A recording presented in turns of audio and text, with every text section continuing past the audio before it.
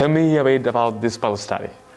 Well, the pilot study wanted to explore something between departments. And I'm a linguist, and the farthest way I could do that, the best way I could do that was to go into engineering. So I had some contacts in the biomedical engineering degree, and we decided we were going to do a project about upskilling using English within their subject.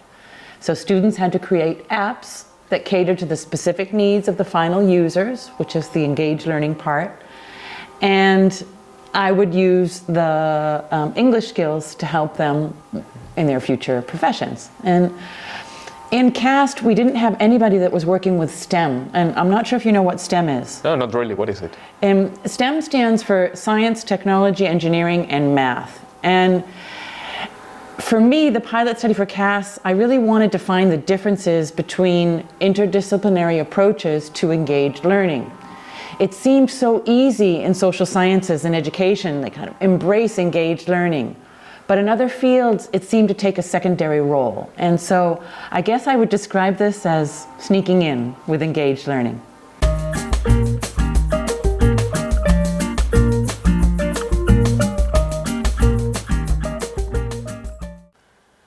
So what do you feel was important to go outside of your department? Well, for me, I think it's the only way engaged learning will work.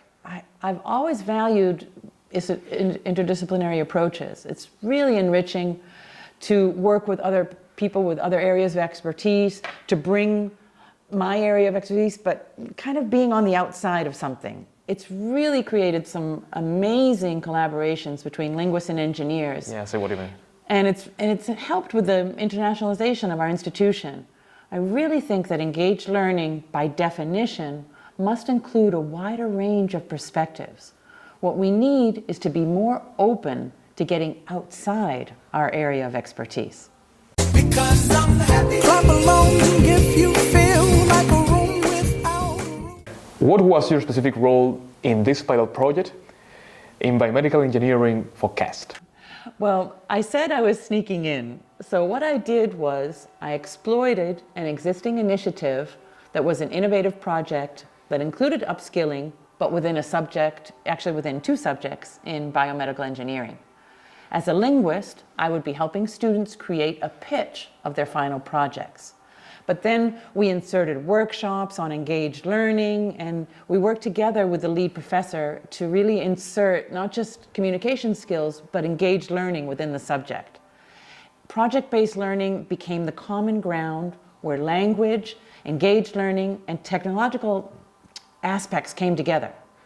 Okay, no, you mentioned technological aspects. What do you mean about it? Well, they had to create a project for databases, and each student group that worked in pairs created an app, and these apps catered to patients and doctors and the final users. For example, there was one for cardiological patients, and it was a time of COVID, and people were afraid to go to the hospital, and this app created a way where patients and doctors could communicate and give their medical information directly through this app.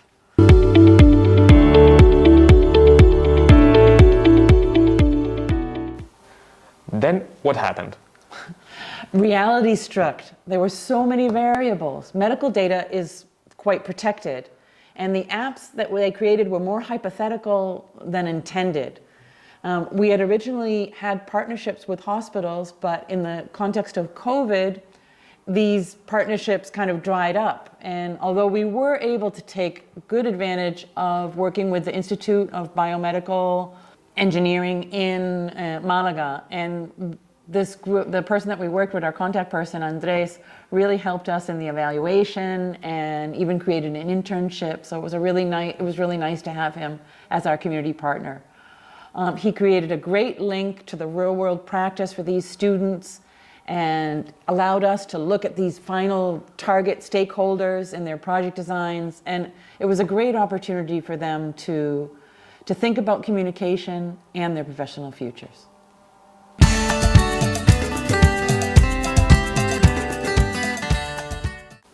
So CAST, if I am not wrong, is 6 universities.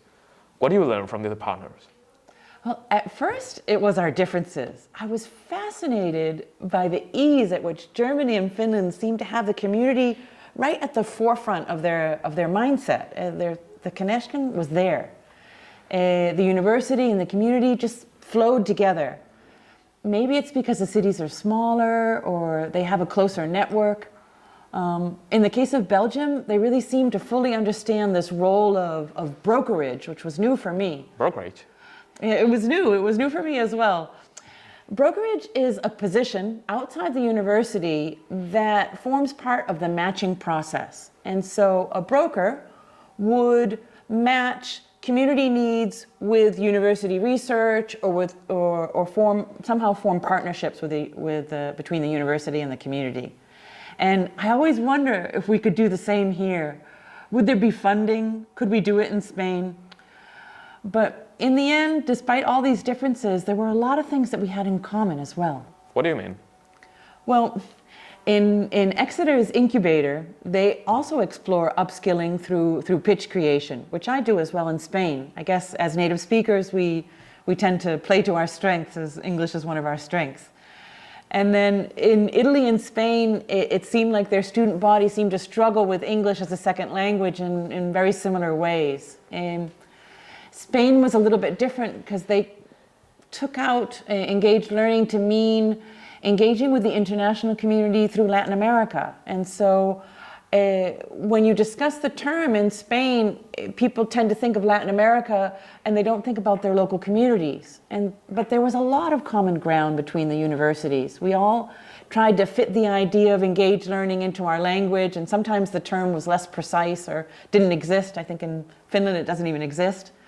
But it seemed to already exist, as in social responsibility or volunteerism or employability. And those are the things that make engaged learning really fall into place.